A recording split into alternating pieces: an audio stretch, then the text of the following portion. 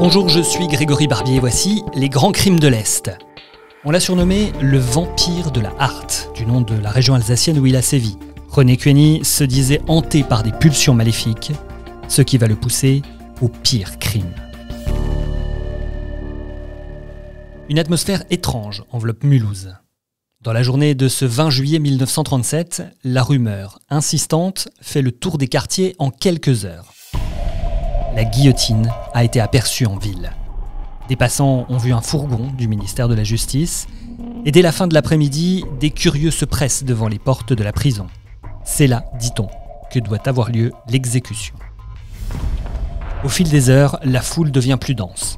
Mais ce n'est que plus tard dans la soirée que les gardes mobiles se déploient finalement sur la place du 14 juillet. Autour de la prison, on sent une certaine tension. Pour ne rien rater du spectacle, certains ont pris d'assaut les toits d'une usine désaffectée, d'autres se sont perchés dans les arbres.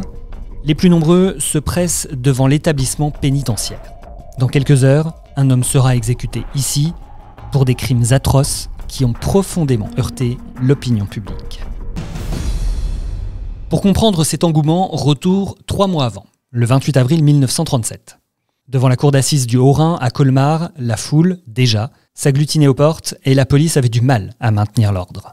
Dehors, la rue criait vengeance. Elle voulait sa peau, la peau de René Kueni, 25 ans, et un casier judiciaire long comme le bras.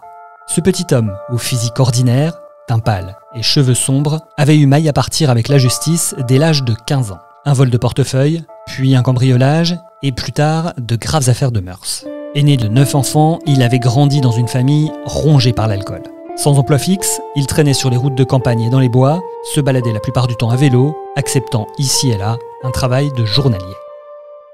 Tout s'est accéléré au mois d'août 1936. À hauteur du village de Geispitzen, Kueni agresse violemment une jeune femme de 23 ans avant de s'enfuir avec son sac à main.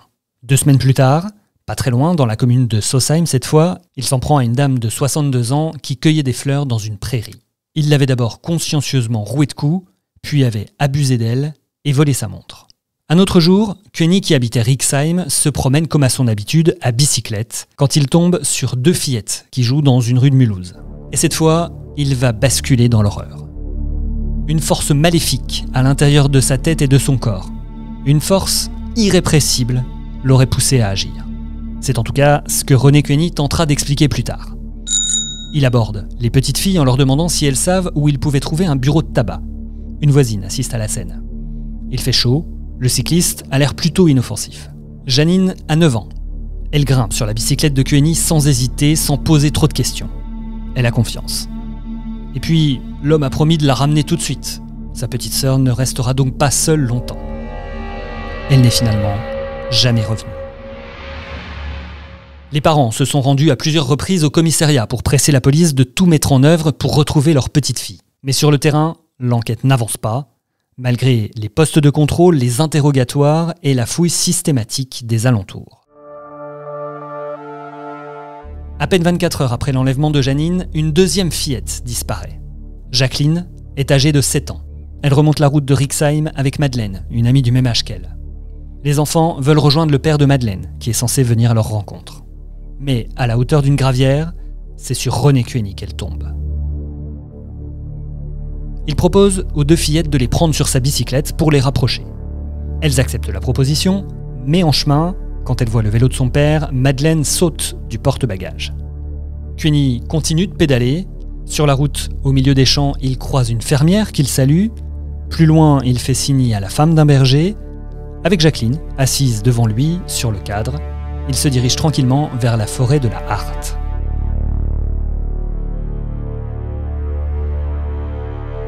Les recherches pour retrouver Jacqueline vont durer une bonne partie de la nuit.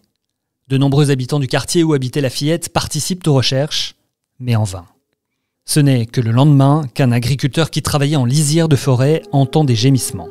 Il trouve alors Jacqueline grièvement blessée, laissée pour morte par son tortionnaire. Grâce à son témoignage, grâce aussi aux déclarations de la fermière et de la femme du berger, la police remonte facilement jusqu'à René Kueni. Elle l'arrête chez lui où le violeur avoue ses crimes aux gendarmes avec beaucoup de détails. Si Jacqueline est vivante, Janine, elle, n'a pas survécu aux effroyables sévices que lui a infligés son bourreau. Cueni précise qu'après son calvaire, il a poussé la fillette dans un canal, près de l'île Napoléon, où elle s'est noyée. L'affaire fait évidemment grand bruit, on en parle dans tout le pays, où s'installe rapidement une psychose du rapt d'enfants. Les esprits s'échauffent, certains parlent même déjà de faire justice eux-mêmes. Après sa condamnation à la peine de mort par la cour d'assises de Colmar, René Cueni, c'est sûr, allait être exécuté à Mulhouse. Et les conversations en ville ne parlaient que de cela depuis des mois. Alors le 21 juillet 1937, vers 2h du matin, la foule est là, massée aux abords de la prison et un peu plus dispersée dans les rues adjacentes. Une rumeur enfle quand deux hommes descendent d'un fourgon et enfilent des bleus de travail. Ils sont là pour monter l'échafaud. Les deux ouvriers travaillent vite et en silence. On n'entend pas un bruit d'outil, pas une parole. Ils viennent à peine de finir, de poser le panier en osier à sa place, quand le bourreau apparaît à son tour dans la cour de la prison. Une petite sortie pour vérifier le montage de la machine, et tout le monde a reconnu Anatole Debler avec sa barbiche et son chapeau melon. C'est lui qui avait guillotiné Landru. Et René Cueni sera cette nuit-là son 290e client. La tête de celui qu'on a surnommé le vampire de la Hart roule dans la sciure à 4h20 du matin. Personne ne le savait encore, mais c'est la dernière fois que le couteau de la guillotine est tombé à Mulhouse. C'était la mort du vampire de la Hart, une histoire écrite par Jean-Marc Thiebaud et extraite du livre 100 ans de faits divers, un livre que vous pouvez trouver sur notre site internet.